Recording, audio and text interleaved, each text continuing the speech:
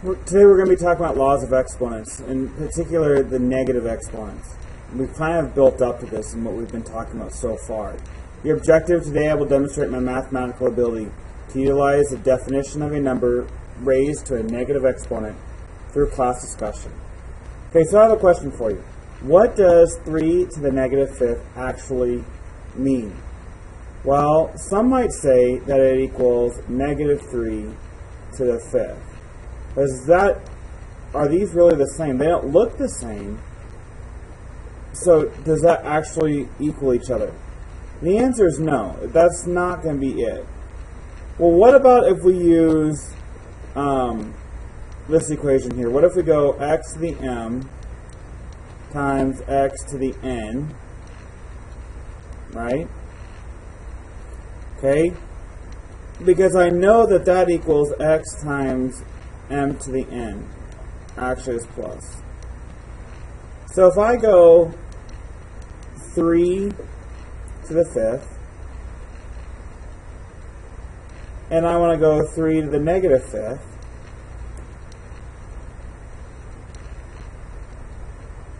what is that going to equal? Well, I know I'm going to add my exponents here, so I have 5 plus the negative 5 is 0, so 3 to the 0th power, which we know that anything to the 0th power it has to equal 1. So if we take that, that the value of negative 3 to the negative fifth must be a fraction of 1, okay, or must be a fraction. So if I multiply it together, it's going to end up equaling 1 in the end. So basically, 3 to the negative fifth is a reciprocal. So if I have 3 to the fifth, okay, and I'm going to multiply it to get 1, I have to go 1 over 3 to the fifth, right? Because if I multiply these across, I have 3 to the fifth divided by 3 to the fifth. Remember, any number divided by the same number is 1, because if I multiply it here by a positive exponent, it also equals 1. So therefore, if I have a negative exponent and I want to write it in a positive way, I need to write it as the reciprocal of that fraction. Okay, I know it's a little confusing, but let's see how this works. So basically, if I have something like this, if I have 4 to the negative third, and I want you to write it as using only positive exponents, meaning I don't want a negative here, I have to then ship it to the denominator, so I have 1 over 4 to the third. Okay? Let's go ahead and see the law and how that plays out in what we're talking about. Okay, so looking at the definitions. For any positive number, x, and for any positive integer, n, we can define that x to the negative n is the same as 1 divided by x to the n. Also, it says to remember that this definition of the negative exponents simply says the x to the negative first is just the reciprocal of 1 over x, of x. So if I want to know, because here, look at this for a minute.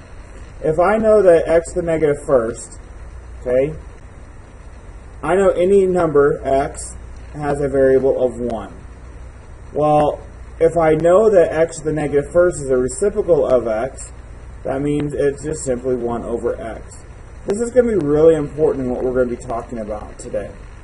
Okay, so here's your first type of problem. It says verify the general statement that x to the negative b is the same as 1 divided by x to the b for x equals 3 and b equals negative 5. So what I'm going to first do is I'm going to first rewrite everything. So I'm going to rewrite 3 to the negative fifth, okay, equals 1 over 3 to the fifth. Now, how do I know that that's the case? Well, I know that by using that law, and I'm going to give you in class, I'm going to give you a list of equations to use for this, all right?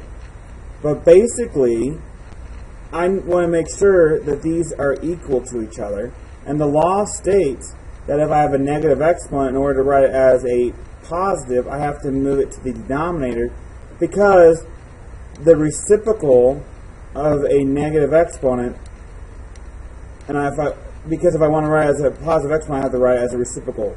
Remember that the law previous to this? I know it sounds a little confusing, but it really is not.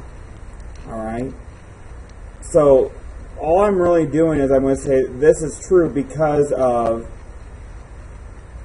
and then I'm going to give the definition from the last page. Okay? Because when I have a negative exponent, okay, it is the same as writing or multiplying by the reciprocal. Alright? Let's see another problem and let's see how this plays out a little bit. Okay, I want to know what the value of 3 times 10 to the negative second is. Well, I know I'm going to go 3 over 1. Okay, because I'm going to make this a negative a fraction here because I want to write it as a fraction. So 1 over 10 to the second. Okay. And if I multiply this all the way through, I have 3 over 10 to the second is 10 times 10, which is 100. Okay, so we know from before that 3 hundredths is written as 0.03. Okay, that's a very simplified way that we can use this same information. Okay, here is a couple problems, and this is a lot of how you're going to see this already. Okay, I want you to rewrite this using positive exponents. Well, the way I'm going to do this first is since I'm dividing here, I'm going to subtract. So I'm going to have 19, and then I'm going to have 2 minus 5. 2 minus 5 is a negative 3, so I'm going to have 19 to the negative third. I want this written as a positive exponent, okay, or as a single. I can either write it like this, or if it says it once written as only using positive exponents, I'm going to have 1 over 19 to the third. Alright, now let's do the same thing with the next one. I have 17, I have 16 plus a negative, well, let's do it right. 16 minus a negative 3. Well, I have subtraction. I know from my integer rules I need to change it to addition. So I keep it, change it, change it.